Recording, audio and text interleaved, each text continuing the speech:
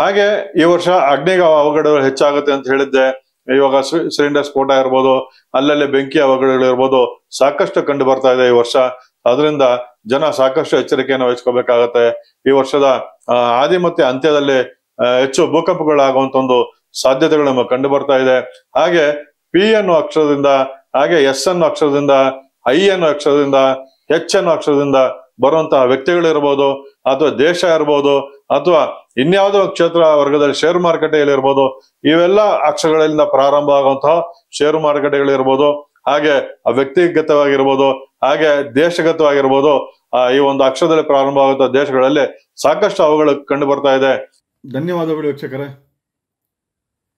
ಜ್ಯೋತಿಷ್ಯ ಶಾಸ್ತ್ರದಲ್ಲಿ ಗ್ರಹಗಳ ಆಧಾರದ ಮೇಲೆ ಏನೆಲ್ಲ ಸತ್ಯಾಂಶಗಳನ್ನ ನುಡಿಬಹುದು ಅನ್ನೋದಕ್ಕೆ ಮತ್ತೊಂದು ಜೀವಂತ ಉದಾಹರಣೆ.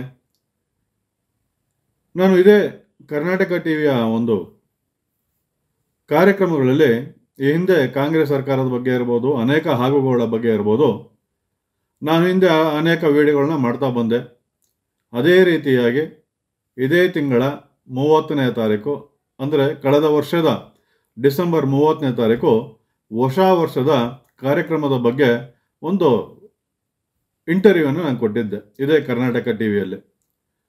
ಅದೇ ರೀತಿಯಾಗಿ ನೀವು ನೋಡಿರ್ಬೋದು, ನಾನು ಆ ಹೊಸ ವರ್ಷದ ಕಾರ್ಯಕ್ರಮದಲ್ಲಿ ಡಿಸೆಂಬರ್ 30ನೇ ತಾರೀಕು ಅವರು ಬಂದು ಆಫೀಸಲ್ಲಿ ರೆಕಾರ್ಡ್ ಮಾಡ್ಕೊಂಡ ಒಂದು ಸಮಯದಲ್ಲಿ ಈ ವರ್ಷದ ವರ್ಷ ಭವಿಷ್ಯವನ್ನು ನಾನು ನುಡಿದಿದೆ. ಹಾಗೆ 12 ರಾಶಿಗಳ ಭವಿಷ್ಯವನ್ನು ನುಡಿದಿದೆ. ಹಾಗೆ ದೇಶ ವಿದೇಶಗಳ, ಹಾಗೆ ನಮ್ಮ ದೇಶದ, ರಾಜ್ಯದ ಇವೆಲ್ಲ ಭವಿಷ್ಯವನ್ನು ಸಹ ನಾನು ಹೇಳ್ತಾ ಹೋಗಿದ್ದೀನಿ ಅಲ್ಲಿ. ಅದೇ ರೀತಿಯಾಗಿ ಈ ವರ್ಷದ ಆದಿ ಮತ್ತು ಅಂತ್ಯಗಳಲ್ಲಿ ಹೆಚ್ಚಿನ ಭೂಕಂಪಗಳು ಸಂಭವಿಸುತ್ತೆ ಅಂತ ಹೇಳಿ ಅವತ್ತಿನ ಒಂದು ಗ್ರಹಗಳ ಕುಂಡಲಿಯ ಲೆಕ್ಕಾಚಾರವನ್ನು ಮಾಡಿ ಹೇಳಿದ್ದೆ. ಅದೇ ರೀತಿ ನೀವು ನೋಡಿರ್ಬೋದು, ಇದನ್ನು ಭೂಕಂಪ ಆಯಿತು, ನಾನು ಹೇಳಿದಕ್ಕಾಯಿತು ಅಂತ ಅಲ್ಲ, ಗ್ರಹಗಳ ಆಧಾರದ ಮೇಲೆ ಪ್ರಪಂಚದ ಆಗುಹೋಗುಗಳು ಕಳೆದ ನಾನು ಒಂದು 30 ವರ್ಷಗಳಿಂದಲೂ ಅನೇಕ ಆ ಹಿಂದೆ ನಡೆದಂಥ ಒಂದು ಸುನಾಮಿ ಬಗ್ಗೆ ಇರ್ಬೋದು, ಅನೇಕ ಅವಘಡಗಳ ಬಗ್ಗೆ ಅನೇಕ ವಿಚಾರಗಳನ್ನ ನಾನು ಜನಕ್ಕೆ ತಿಳಿಸ್ಕೊಡ್ತಾ ಬಂದಿದ್ದೆ. ಅದೇ ರೀತಿ ಇವತ್ತಿನ ಒಂದು ಭೂಕಂಪದ ಸ್ಥಿತಿಯನ್ನು ನೀವು ನೋಡಿದ್ದೆ ಆದರೆ 7.1ರಷ್ಟು ತೀವ್ರತೆಯಲ್ಲಿ ಭೂಕಂಪ ಆಗಿದೆ. ಟಿಬೆಟು, ನೇಪಾಳ, ಚೈನಾ ಮತ್ತು ಭಾರತಕ್ಕೆ ಹೊಂದಿಕೊಂಡಂತಹ ಪ್ರದೇಶಗಳಲ್ಲಿ ಈ ರೀತಿ ಭೂಕಂಪಗಳು ಸಂಭವಿಸಿದೆ.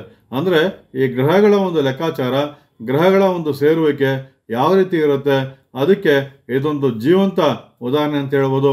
ಇನ್ನೂ ಅನೇಕ ಸಮಾಚಾರಗಳನ್ನು, ಇನ್ನೂ ಅನೇಕ ಭವಿಷ್ಯವನ್ನು ಇದೇ ಕರ್ನಾಟಕ ಟಿವಿಯಲ್ಲಿ ವರ್ಷದ ಆದಿಯಲ್ಲಿ ಭೂಕಂಪಗಳಾಗತ್ತೆ ಅಂತ ಹೇಳಿದ್ದೆ. ಅದೇ ರೀತಿ ಭೂಕಂಪ ಆಗಿದೆ. ಅನೇಕ ವಿಚಾರಗಳು ಇನ್ನೂ ಬಾಕಿ ಇದೆ. ನೋಡೋಣ, ಭಗವಂತನ ಕೃಪೆ ಹಾಗೆ ಗ್ರಹಗಳ ಒಂದು ಆಧಾರದ ಲೆಕ್ಕಾಚಾರಗಳು ಮುಂದಿನ ದಿನಗಳಲ್ಲಿ ಏನೆಲ್ಲ ಆಗುಗಳನ್ನ ತಂದುಕೊಡುತ್ತೆ.